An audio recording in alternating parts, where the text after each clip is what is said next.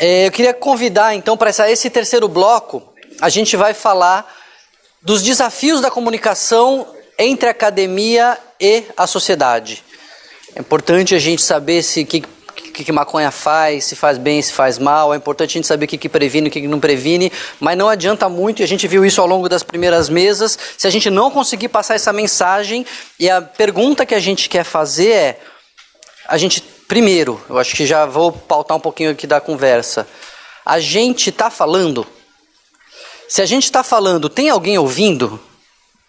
Se tem alguém ouvindo, está entendendo? E se está entendendo, está fazendo o que com isso? Eu acho que é um pouco essas as perguntas. E eu acho que a ideia depois é a gente pensar juntos aqui também modelos ou maneiras de testar de tentar responder essas perguntas.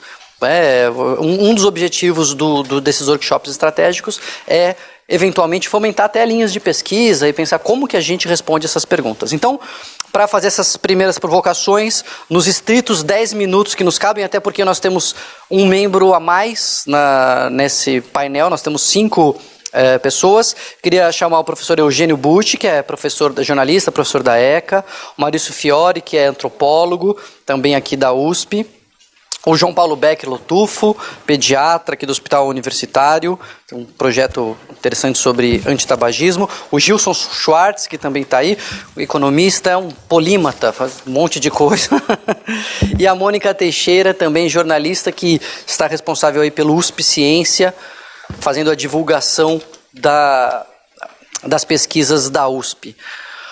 Vamos pela ordem daqui para frente, e a gente faz uma coisa antiga como primeiras damas.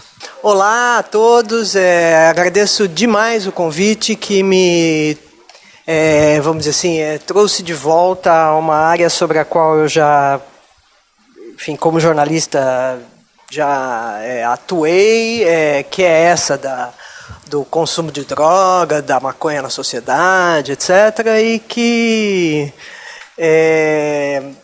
da qual, na verdade, eu ando bastante afastada. Então, foi muito bom para mim. Eu quero começar dizendo que eu acho que o ambiente para a disseminação ou para a difusão das mensagens que eu entendo que são as que a maior parte das pessoas que está aqui quer ver veiculadas por meio da mídia, é um ambiente que eu considero muito difícil. Ele é muito difícil por características diversas. Acho que é muito difícil, isso não é uma ordem, não é um primeiro, segundo, terceiro, acho que começa a ser muito difícil porque o uso de drogas na sociedade, como o Leon pontuou, na nossa sociedade é pervasivo. Quer dizer, a gente usa, as pessoas de 15 anos de idade usam inibidor de recaptação de serotonina, não é? E bastante. As pessoas de 70 anos de idade usam Seroquel. Minha tia ficou numa instituição, num asilo, que não chama asilo, mas é um asilo, e não tinha ninguém, nenhuma pessoa, nenhum velho que estava ali, que não estava tomando Seroquel para o bem dos donos do asilo. Tá certo?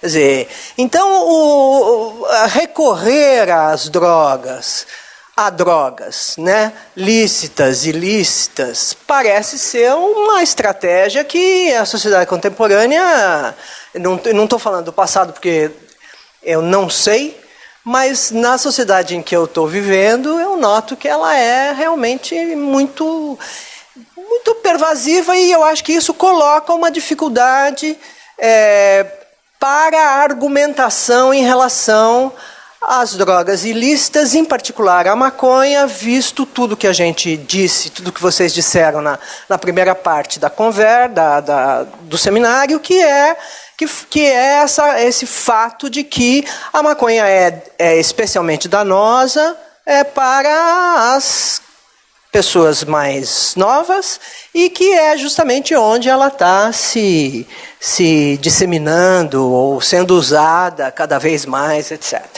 Então, esse assunto e mais, eu acho também, o fato de que o cotejamento com o álcool não ajuda a argumentação, quer dizer, porque o uso do álcool está aí absolutamente lícito, legal e tal, o mesmo pai que toma 2 caipirinhas no almoço de domingo, se for só isso, é o pai que talvez esteja dizendo para o filho, você não pode fumar maconha. Então, por que aquele high pode e o outro high não pode? Então, o que eu estou tentando situar, eu não tenho posição em relação a isso, eu só estou tentando situar que a retórica, a argumentação, tem dificuldades, tá certo? A outra dificuldade da argumentação, que eu acho que acresceu no período mais recente, é que agora a gente tem, ao lado de tudo isso, a gente ainda tem o uso medicamentoso ou medicinal da maconha, quer dizer, que nesse ambiente em que as coisas não são absolutamente precisas, quer dizer, que não se faz diferença entre canabidiol e THC, ou entre este psicoativo da maconha e aquele outro, torna a argumentação, complica mais a argumentação.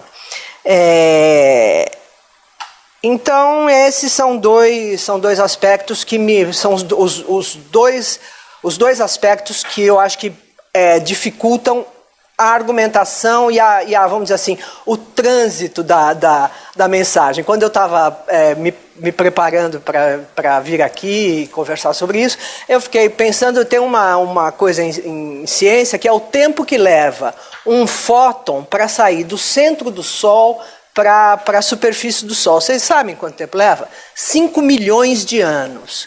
Leva 5 milhões de anos tal a quantidade de colisões e tal o emaranhado de energia que tem ali dentro do Sol. Então, para passar uma conversa que possa ser ouvida no meio desse ambiente, realmente não é difícil, sendo que as conversas científicas, elas querem ser objetivas, elas querem ser racionais, tudo que não é o ambiente da mídia, vamos dizer assim, né? Bom, uma outra questão, então esse é um pedaço da coisa. Uma outra questão que eu acho que também complica é uma certa polarização. Como tudo na sociedade brasileira, nós temos uma polarização. A questão não se trata da gente conversar a respeito do uso da maconha, seja ingerida, seja fumada, seja de que jeito for, e chegar a uma espécie de um consenso ou estabelecer um quadro no qual a conversa possa se desenvolver. O que a gente vê quando vai olhar no YouTube, põe lá maconha e tem as pessoas, os arautos, youtubers falando, e os comentários, o que você vê é uma coisa dividida. Trata-se de gente convertida, ou convertida pró uso da maconha, e aí a maconha é 100% boa, 100% aliviante, 100% sensacional, criativa, como alguém falou de manhã, que os adolescentes falam, e do outro lado tem a posição dos que mata neurônio, isso não pode, não é permitido, etc. Então, me parece que essa polarização também não ajuda, e me parece que o lugar em que fica a ciência a respeito do uso da maconha, especialmente por gente mais jovem, o lugar que acaba restando é o lugar dos contra. Então você tem os a favor e tem os contra, e E isso não propicia uma boa conversa. A outra coisa que eu senti nessa pesquisa é que a informação disponível é difícil o acesso a uma informação. Não que isso fosse resolver o problema, mas a informação básica a respeito de qual é a diferença entre um jovem usar maconha, um jovem começar a usar maconha com 12, com 13, um jovem começar a usar maconha com 18, o mesmo cara usando maconha com 30, ou que usou ao longo... Enfim, essa informação que aqui foi aparecendo na conversa, e mesmo assim não apareceu sistematicamente, essa informação é de difícil acesso. É difícil de achar, gente. Me dei ao trabalho não. Eu fiquei, desde que o Daniel me telefonou e pediu, eu comecei a procurar. E essa informação não é trivial de achar. Ela é difícil de achar. Até revisão científica, escrita em inglês, publicada em revista indexada, é um pouco complicado de achar. Então, me parece que tem uma espécie de uma lição de casa a ser feita nesse sentido. Tá? Então, no sentido de fato, dar uma consistência para isso, e que não seja uma consistência que põe a pessoa que decidiu, vamos dizer, buscar prazer e alívio na maconha, ao invés de buscar prazer e alívio, por exemplo, prazer não sei, mas alívio pelo menos, usando Zoloft, essa informação tem que estar mais claramente posta. Acho também que tem um assunto no jornalismo a respeito feito neste assunto. Então, eu sinto falta de uma conversa, de conversas sinceras e francas a respeito desse troço. Então, os jornalistas, me parece que entram nessa espécie. De que lado eles estão? De maneira geral, eu diria que os meus colegas têm o ponto de vista de que o uso da maconha é benigno. Porque eu acho que esse é o problema. Essa crença está na sociedade de que é inofensivo o uso da maconha. Então, eu acho que os jornalistas estão desse lado, mas perante o médico, ou perante o especialista, perante o cientista, eles vão se comportar como admitindo o pressuposto que é, supostamente, o do médico, o do cientista, e o pressuposto moralmente admitido na sociedade de que está errado fumar maconha. E isso não ajuda as informações a respeito do efetivo, do que se sabe efetivamente e do que não se sabe efetivamente a respeito da maconha, não faz aparecer. Então, eu acho que a polarização tem uma consequência que é uma falta de contraditório real nesse assunto. Então, as pessoas estão encasteladas em suas posições.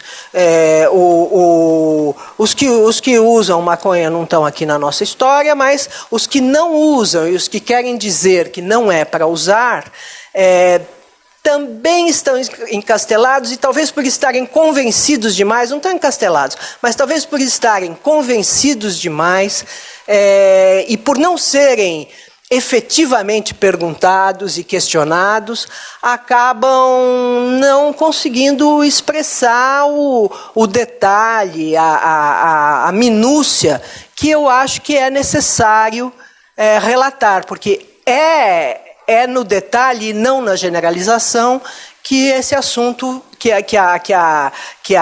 o faz mal ou faz bem, vai de fato aparecer. Outra coisa que eu acho que não ajuda, já vou terminar já. Outra coisa que eu acho que não ajuda também é que a decisão a respeito de buscar alívio ou buscar o prazer do uso da droga não é uma decisão subjetiva. E o modo de conhecimento da ciência é generalizante, é generalizador. Então